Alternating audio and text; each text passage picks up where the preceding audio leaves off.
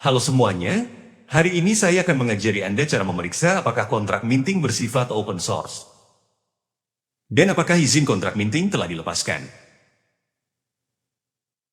Pertama-tama, mari kita buka Block Explorer. Disinilah kontrak pencetakan koin ARK. Pertama-tama kita harus melihat catatan pemanggilan dari kontrak pencetakan koin. Ada total 15 catatan pemanggilan. Lalu apa yang perlu kita lihat? Terutama melihat alamat yang terlibat dalam setiap catatan panggilan, termasuk situasi perubahan izinnya.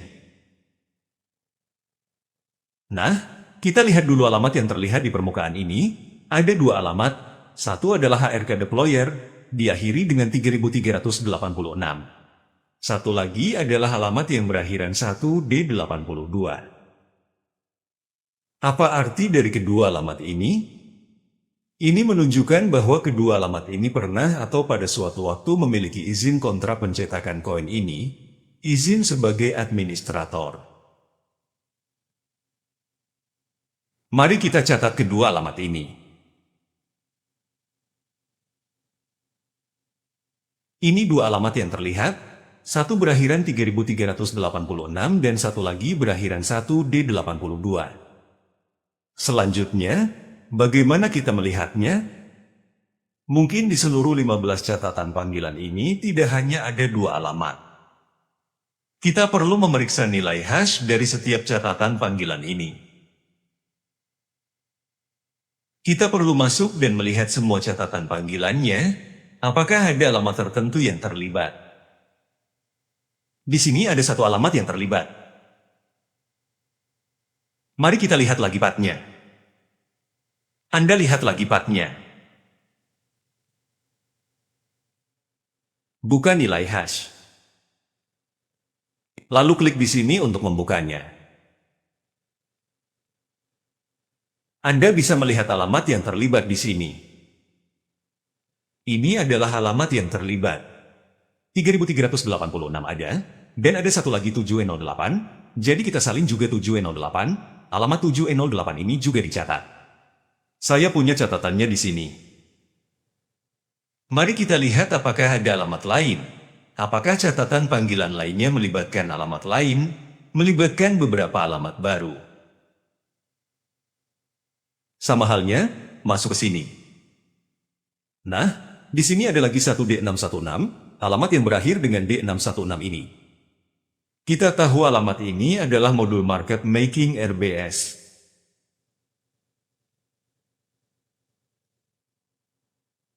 Kita perlu mengklik setiap nilai hash ini untuk melihat situasi pemanggilan alamatnya.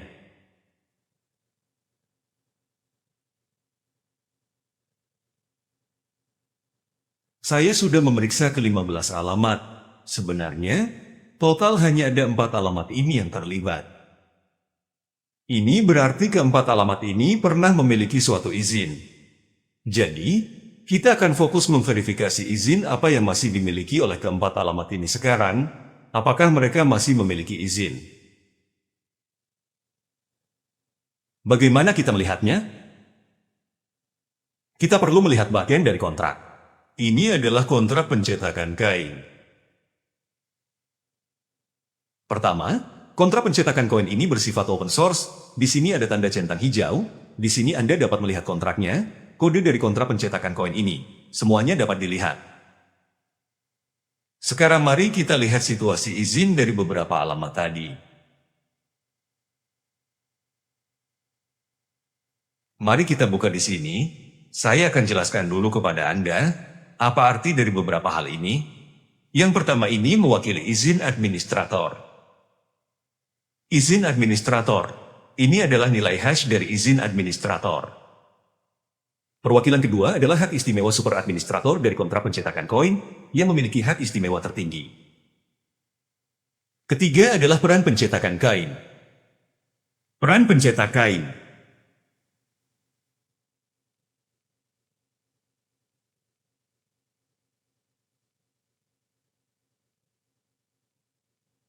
Keempat, ini adalah untuk memeriksa siapa yang mengelola peran tertentu, yaitu menelusuri peran kontrak, kontrol peran. Yang kelima, memverifikasi izin peran. Memverifikasi apakah peran dan alamat tertentu memiliki izin tertentu. Lalu yang keenam adalah izin untuk menangguhkan kontrak. Sekarang statusnya false, yang berarti kontrak ini sedang dalam keadaan berjalan. Yang ketujuh adalah catatan versi kontrak, ini tidak terlalu berarti. Baik, kita akan fokus pada tiga peran pertama. Administrator, super administrator, dan peran minter. Lalu apa yang kita lakukan? Kita ambil semua alamat yang baru saja kita temukan di catatan panggilan tadi, dan memverifikasinya satu persatu. Apakah mereka memiliki izin tertentu? Verifikasi alamat pertama berakhiran 1D82. Kita memverifikasi di yang kelima ini, memverifikasi apakah suatu alamat memiliki peran tertentu, izin tertentu. Pertama kita verifikasi apakah alamat yang berakhiran 1D82 ini memiliki izin administrator. Di sini menunjukkan false, yang berarti alamat yang berakhiran 1D82 ini saat ini tidak memiliki izin administrator.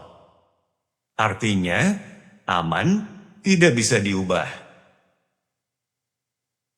Sekarang mari kita lihat apakah ia memiliki izin super administrator. Sama saja. Nilai yang dikembalikan juga false, kita terutama melihat nilai yang dikembalikan ini adalah false. False. Juga tidak memiliki hak akses administrator super. Kita lihat lagi apakah memiliki hak akses pencetakan kain. Kita masukkan hash peran dari izin minting. Nilai yang dikembalikan juga false, sama saja. Alamat yang berakhiran 1D82 ini tidak memiliki izin dari ketiga peran ini. Jadi kita memverifikasi yang kedua, 3386, alamat ini adalah alamat penerapan kontrak pencetakan koin, alamat penerapan asli.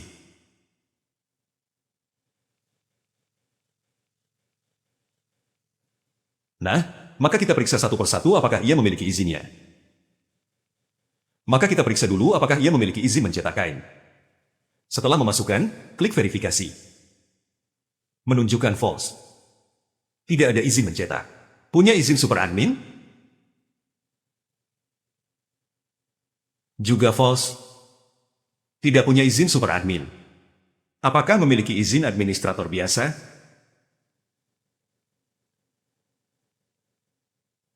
Juga false. Tidak memiliki izin administrator biasa. Semuanya false. Artinya, saat ini dua alamat pertama yang pernah memiliki izin administrator, sekarang sudah tidak memiliki izin lagi, sudah tidak memiliki izin apapun. Status tanpa izin, status tanpa izin. Sekarang mari kita lihat alamat ketiga.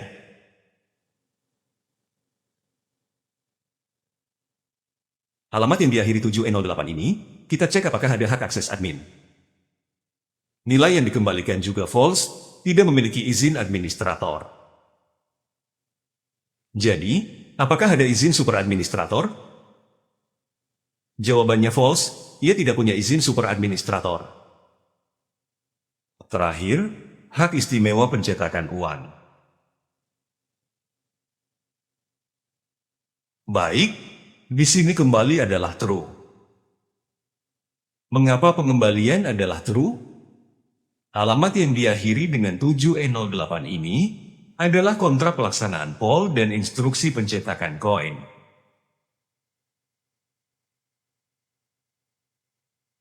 Ketika pembelian obligasi terjadi, yaitu ketika pembelian obligasi, POL akan melaksanakan pengaturan LP dan mengajukan pencetakan koin ke alamat M. Setelah M menyetujui, memberitahu kontrak token untuk mencetak koin, memberitahunya untuk mencetak koin. 7E08, ia memiliki fungsi ini, POS 2000. Jadi, memiliki wewenang untuk mencetak koin juga normal dan masuk akal.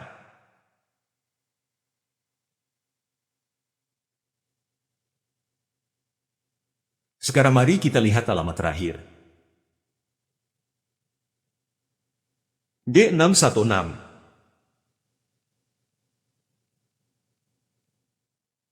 Mari kita lihat dulu apakah ia memiliki izin administrator.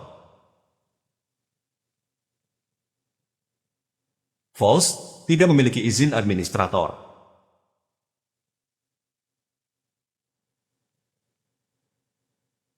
Apakah ada izin superadmin? Hasilnya false, tidak ada. Apakah memiliki izin pencetakan koin? Di sini true ya. Mengapa memiliki izin pencetakan uang? D616 adalah modul manajemen kapitalisasi pasar resmi yang dipublikasikan, alamat pengembalian modul kapitalisasi pasar. Mari kita lihat, apa fungsi dari modul nilai pasar ini? Ketika diperlukan untuk menstabilkan nilai pasar, permohonan pencetakan koin akan diajukan ke M.